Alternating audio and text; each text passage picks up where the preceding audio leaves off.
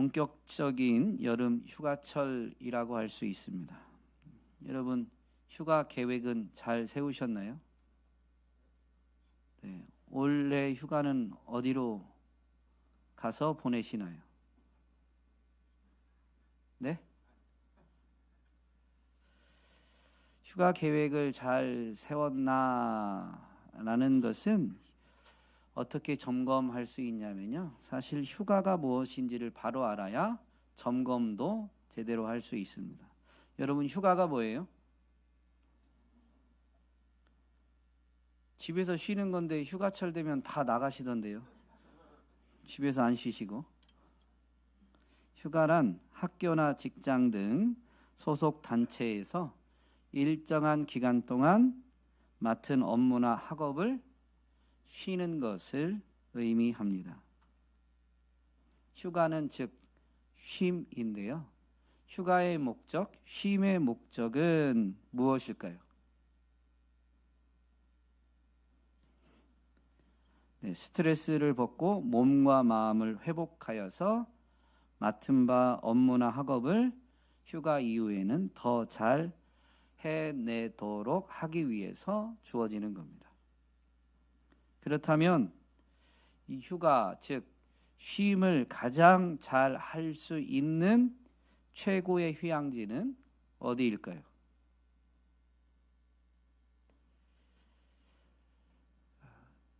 집이에요? 그런데 집에 안 계시더라니까요.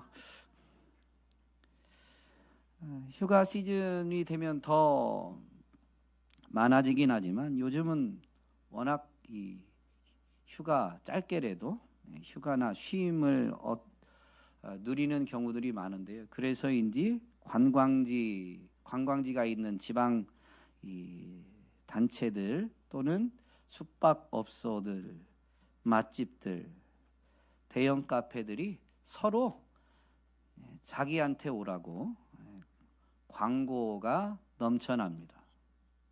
거기 오면 쉼이 있다라는 거죠. 그런데 오늘 말씀을 보면 예수님이 내게로 오라라고 하십니다. 여러분 기질에 따라서 그리고 그 쉼의 어떤 방식에 따라서 사람마다 최고의 휴양지가 달라질지 모르지만 영적인 관점까지 보면 모든 사람에게 최고의 휴양지는 바로 예수 그리스도입니다.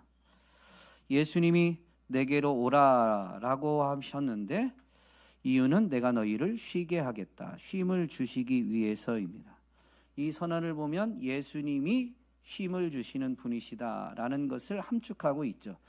많은 이들이 휴가를 계획하고 휴가를 떠나서 보내고 이제 휴가 끝날에 오는데 어떤 경우는 이제 몸과 마음이 완전히 회복되고 활력이 더 넘쳐서 내일 이제 휴가가 오늘 끝나고 내일 다시 출근하고 또 이 등교하고 해야 될 때에 막 의욕적입니까? 아니면 휴가 끝나는 날 또 내일 이제 휴가 끝 내일 드디어 출근해야 되네 하면서 한숨이 나옵니까?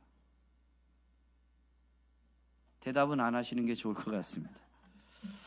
뭔가 휴가, 쉼의 방향성이 잘못됐거나 아니면 우리가 원하는 게 너무 휴가 쪽에 치우쳐 있는 결과일 수 있죠. 어쨌든 휴가를 갔다 오고 나면 어떤 경우는 피로가 더 쌓이게 되는 경우가 있어요. 계획대로만 되어졌다면 더 좋았을 텐데 또는 계획 단계에서부터 욕심이 과하게 당기면서 피로가 오히려 축적되는 경우도 있죠. 휴가에 대해서 잘못 계획을 세운 거고 또 일어나는 일들 돌발 상황들 때문에 온전히 쉬지 못하고 피로가 축적되는 경우들을 보면 한 가지는 확실한데요. 사람은 온전한 쉼을 줄 수 있는 존재가 아니다라는 것이죠. 예수님만이 온전한 쉼을 주시는 분이십니다. 여러분 쉼이 뭘까요? 오늘 본문에서는 이 쉼을 나타내는 표현이 동사가 한 번 있고 그리고 명사가 한 번 있습니다. 28절에서는 내가 쉬게 하겠다라는 부분이 동사로 쓰여져 있죠. 그리고 29절에서는 너희는 마음에 쉼을 얻을 것이다 라고 명사형이 쓰여져 있는데요. 동사형으로 쓰여진 이 부분의 헬라어 원어 단어는 아나파우오이고 29절에 있는 이 쉼이라는 명사형은 아나파우오가 명사형으로 바뀐 아나파우시스라는 단어입니다. 그러니까 어근은 어쨌든 같아요. 동사형으로 보면 아나파우오라는 이 쉬게 하다라는 말은 아나라는 말과 파우오라는 말의 합성어인데 아나라는 말은 위로, 다시라는 의미를 가집니다. 그리고 파우오라는 단어는 멈추다, 그만두다라는 의미를 가집니다. 그러므로 일을 멈추고 그만둠으로 인해서 다시 회복되는 것, 원상태로 돌아가는 것, 또는 위로, 즉 원상태보다 더 높은 상태로 돌아가는 것이 쉼이다라는 거죠. 즉 쉼은 일을 멈추는 것을 넘어서서 소진된 힘과 생명을 원래의 상태로 회복하는 것, 나아가서 원래의 상태보다 더 풍성한, 더 높은 수준으로 활력이, 생명력이 풍성해지는 것이 진정한 쉼이다라는 것입니다. 근데 성경적인 의미를 살펴보려면 이 헬라어 원어가 성경 안에서 쓰여진 부분을 좀 살펴볼 필요가 있죠. 구약 성경을 헬라어로 번역한 성경을 70인역이라고 합니다.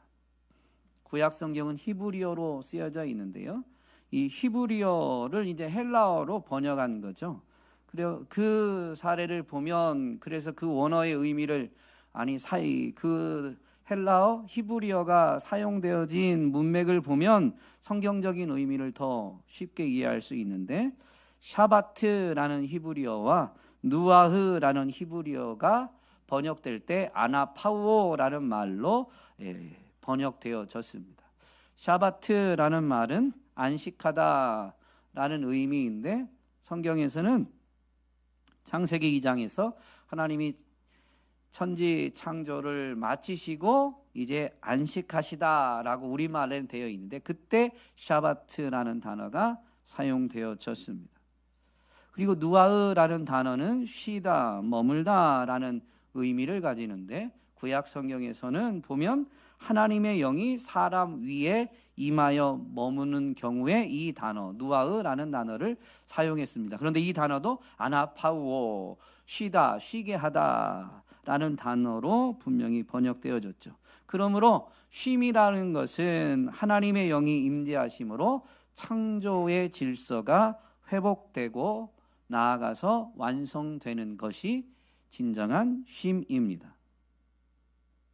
이 쉼이 누려지는 곳이 어디냐? 하나님 나라이죠.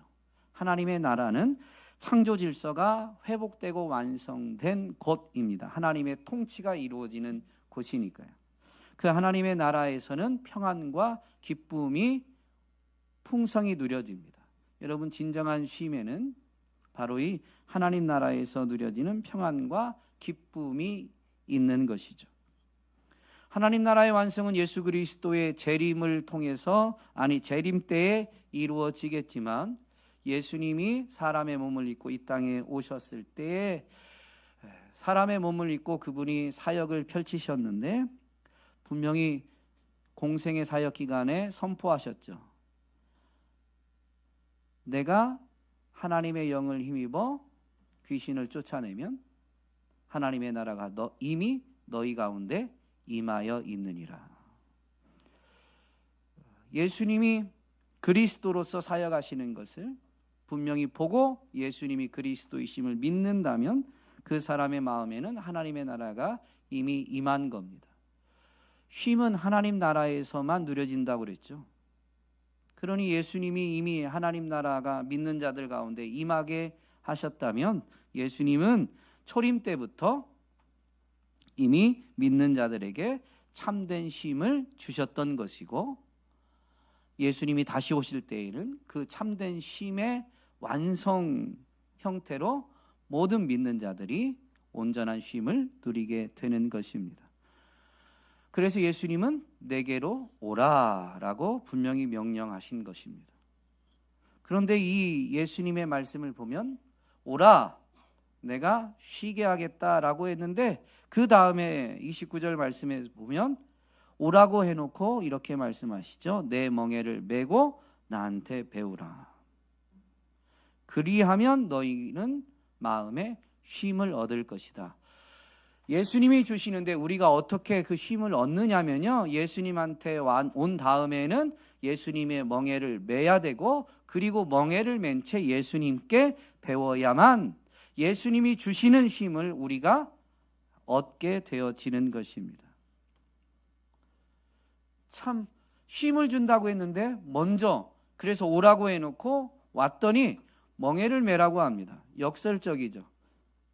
앞뒤가 맞지 않잖아요. 쉼인데 멍에를 메라고 하니까. 그런데 이것은 당시 농사법을 이해하면 충분히 이해가 되는 의미입니다. 예수님 당시에는 이 농사할 때 소를 활용했는데 겨릿소를 특별히 활용했습니다. 겨릿소는 2마리 소를 쌍으로 해서 활용하는 거죠. 그런데 이 2마리 소에게 멍에를 얹습니다. 근데 이때 2마리 소를, 1마리는 숙련된 어미소를, 어른 소를, 또 1마리는 아직 미숙한 경험이 적은 어린 소를 짝을 이루어서 멍에를 메웠습니다. 그러면 경험이 많은 그리고 힘이 센 이 어른소, 어미소가 멍에를 메면서 같이 끌고 가야 될 어떤 짐, 수레, 이것의 대부분의 힘을 짊어지게 됩니다. 경험이 미숙한 이 어린 소, 아기 소는 그 어른 소가 끄는 데에 보조 역할을 하면서 멍에를 어떻게 밀고 어떻게 끄는지를 그 어른 소, 어미 소를 통해서 배우게 됩니다. 대부분의 겨릿소가 끄는 무게의 대부분을 어른 소, 어미 소가 감당하다 보니까 짝을 이루고 같이 멍에를 매지만 어린 소는 어른 소에 비해서 멍에가 편안하고 가벼운 거죠. 그래서 예수님이 지금 원리를 이 농경사회에 익숙한 이들에게 이렇게 말씀해 주시는 겁니다. 내 멍에를 메라. 그리고 배우는 거예요. 즉, 그 멍에에 짊어지는, 멍에를 메면서 짊어져야 되는 대부분의 무게를 예수님이 감당하시고, 함께 이제 예수님의 멍에를 짊어지는 사람은 그 예수님께 배우면서 편안하고 쉬운 멍에를 짊어지게 되는 것이죠. 그런데 이때 어린 소가 해야 될 일이 있어요. 뭘까요?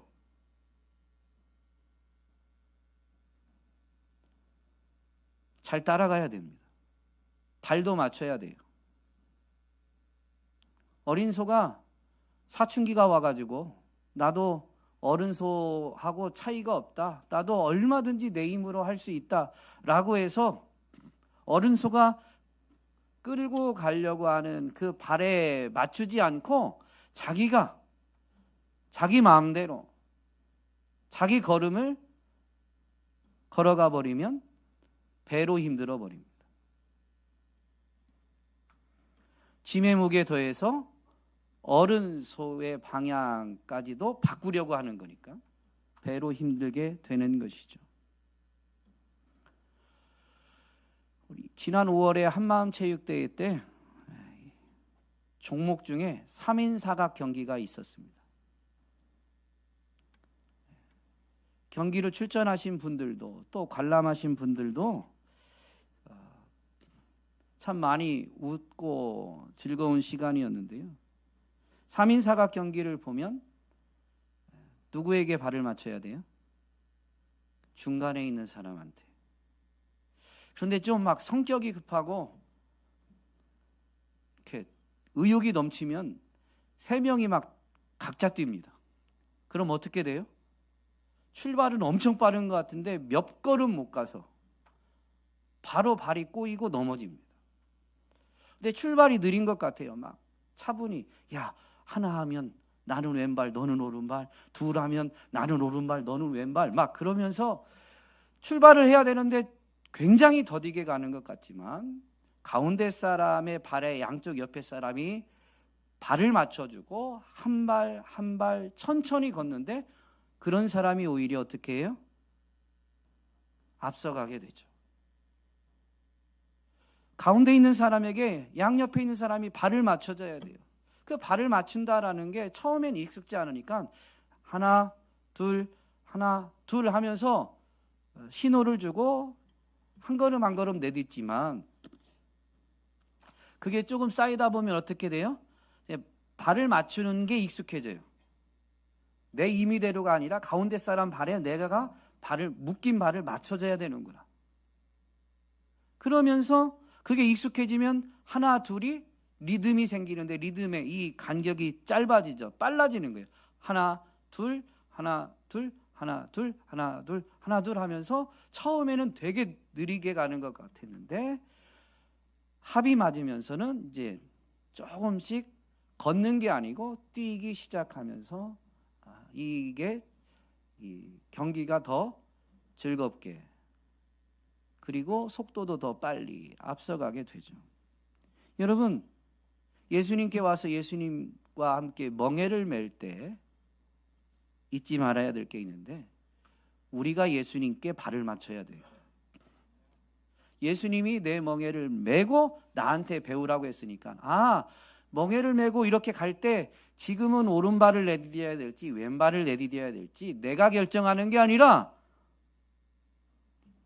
어른소에 해당되는 예수님의 발을 보고 거기에 맞춰서 우리가 발을 내디뎌야 되는 것이죠. 그래야 더딘 것 같아도 편안하게 가볍게 그래서 결국에는 쉽고 가볍게 빠르게 나아갈 수가 있게 되는 겁니다.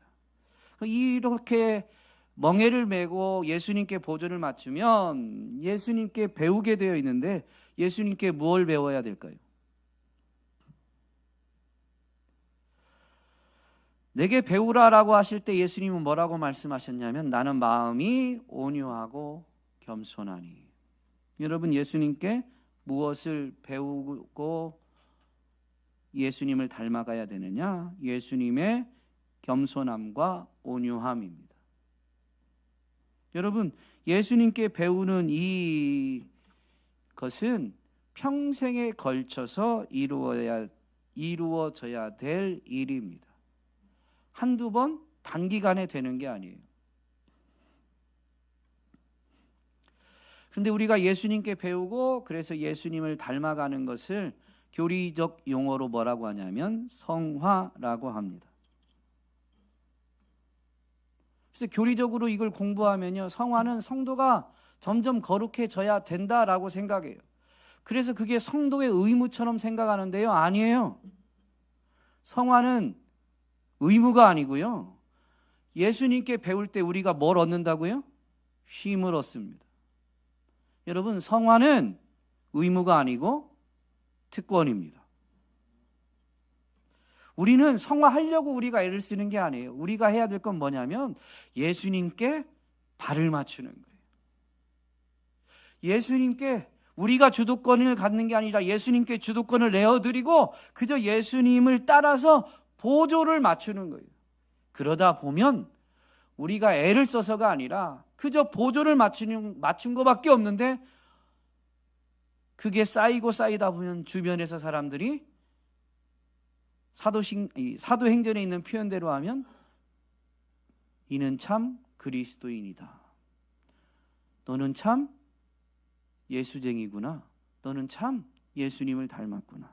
라고 인정을 받게 되는 거죠.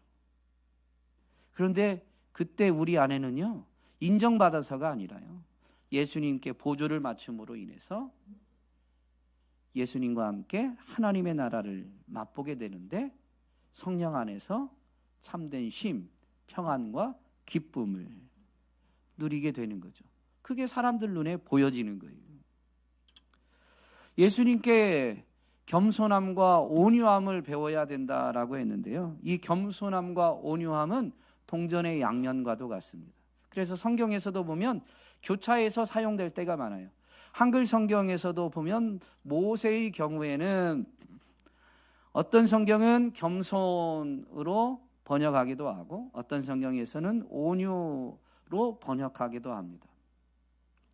모세의 지도력에 대해서 가장 가까이 있던 그의 형제 아론과 누이인 미리암이 불만을 표현합니다. 그러니까 하나님이 책망하시면서 모세를 남달리 높여주시는데 이 사람 모세는 그 겸손함이 온 지면에서 가장 크다. 이 사람 모세는 온유함이 지면에서 제일 크다라고 이렇게 번역합니다. 겸손함과 온유함이 도대체 뭔 길래 이 동전의 양면처럼 겸손이라고도 했다고 겸손이라고 하기도 하고 때로는 또 온유하다라고 하기도 할까요? 겸손함은 뭐고 온유함은 뭘까요? 겸손함은 주인의 자리에서 내려와서 하나님을 그 주인의 자리에 모시는 태도가 겸손함입니다. 내가 주인이 아니라 하나님이 주인이시다. 예수님이 주인이시다라는 고백만이 아니라 삶의 태도가 겸손입니다. 온유함은요? 온유함은 하나님의 뜻에 자발적이고 적극적으로 순종하는 태도입니다. 그래서 겸손할 때 온유할 수 있어요. 온유한 사람을 보면 겸손한 거죠. 그래서 동전의 양면과 같긴 한데요. 우리가 이것을 배워야 됩니다. 그래야 쉼을 얻을 수가 있습니다. 예수님이 이렇게 내게 와서 배우라라고 하시면서 내게 오라라고 할 때 누구를 부르신 거예요? 수고하고 무거운 짐을 진 사람을 부르셨습니다. 여러분 누가 쉼이 필요해요? 수고하고 무거운 짐을 진 사람. 누굴까요?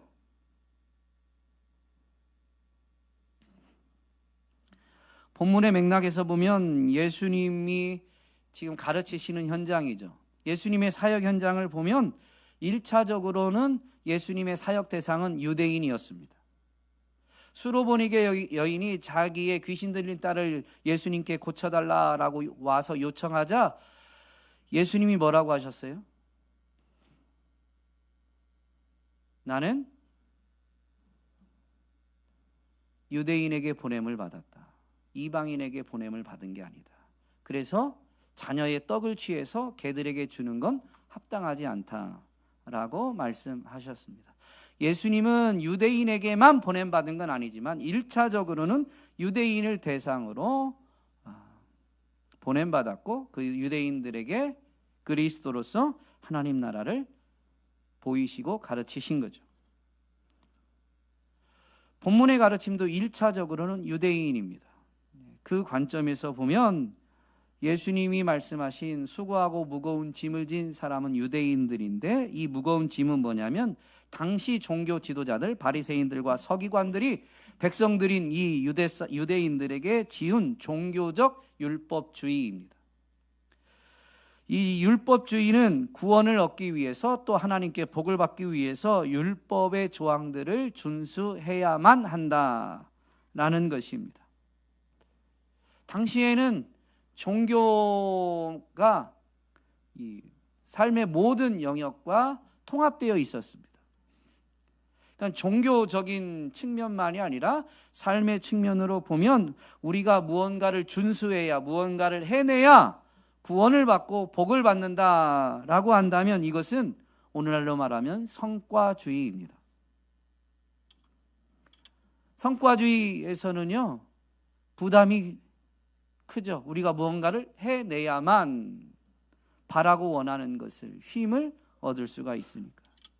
여러분 오늘날 교회 안에서도 율법주의의 영향을 받으면 신앙생활에 있어서 부담만 느낍니다. 신앙생활에 부담이 안 느껴진다라는 의미는 아니에요. 그런데 부담만 느낀다면 우리는 율법주의의 영향을 받고 있을 수 있어요. 여러분의 신앙생활은 대표적으로 어떤 게 있습니까? 오늘같이 주일날 예배당에 와서 구별하여 시간을 하나님 앞에 드리는 주일 성수가 있고, 물질을 구별하여 드리는 11조 등 각종 헌금, 헌물이 있고, 이 모든 것을 하나로 묶으면 하나님의 말씀, 명령대로 사는 것인데요, 이런 부분에 있어서 부담만 느낀다면 우리는 율법주의 영향으로 무거운 짐을 짊어지고 있는 것입니다. 여러분, 복음을 교회에게 설명한 가르침 바울이 갈라디아 교회에 이렇게 분명히 선포하죠. 율법의 행위에 근거하여 살려고 하는 사람은 누구나 다 저주 아래에 있습니다. 그리스도께서 우리를 위하여 저주를 받은 사람이 되심으로써 우리를 율법의 저주에서 속량해 주셨습니다. 무거운 짐을 짊어지고 살아가는 게 신앙생활을 하는데도 그러고 있다면 여전히 율법의 행위의 근거에서 살아가고 있는 거고, 그것은 율법의 저주 아래 살고 있는 것입니다. 예수님은 우리를 위해서 율법의 저주를 받은 사람이 되셔서 우리를 율법의 저주에서 속량해 자유하게 해 주셨습니다. 예수님이 말씀하신 무거운 짐은 또 1차적으로 유대인의 사역 현장에 유대인을 대상으로 하셨으니 그 관점에서 보면 종교적 율법주의이지만, 복음의 대상으로 확대해 보면 복음의 대상은 모든 사람이죠. 모든 사람으로 확대하면 무거운 짐은 죄의 지배 아래 있는 타락한 사람이 끊임없이 자신의 의를 증명하려고 애쓰지만 스스로는 의를 이룰 수 없는 비참함이 바로 무거운 짐이다 라고 할 수 있습니다. 하나님을 떠난 죄의 지배 아래에 있는 모든 사람, 무거운 짐을 진 사람이죠.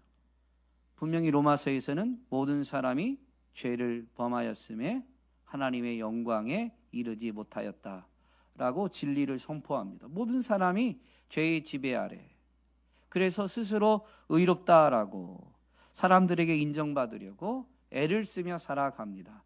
그러나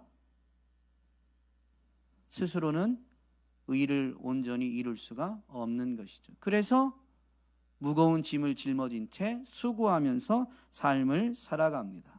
그래서 모세가 하나님 앞에 믿음을 고백하는데 우리의 연수가 70이고 강건하면 80이라도 그 연수의 자랑은 수고와 슬픔밖에 없다 라고 분명히 고백했습니다. 여러분, 모든 인생이 죄의 지배 아래에 있어서 무거운 짐을 짊어지고 살아가고 있는 것이죠. 그러니 누가 쉼을 필요로 하는 거예요? 모든 사람이. 예수님께 와야 진정한 쉼을 얻는데, 그러면 누가 예수님께 나와야 되는 거예요? 모든 사람이. 그런데 모든 사람이 쉼을 얻고자 예수님께 나아오나요? 그러지 않습니다. 누구만 나와요? 들은 사람만 다 나와도 좋겠습니다. 들었는데도 안 나오잖아요. 그 믿는 사람은 도대체 어떤 사람일까요?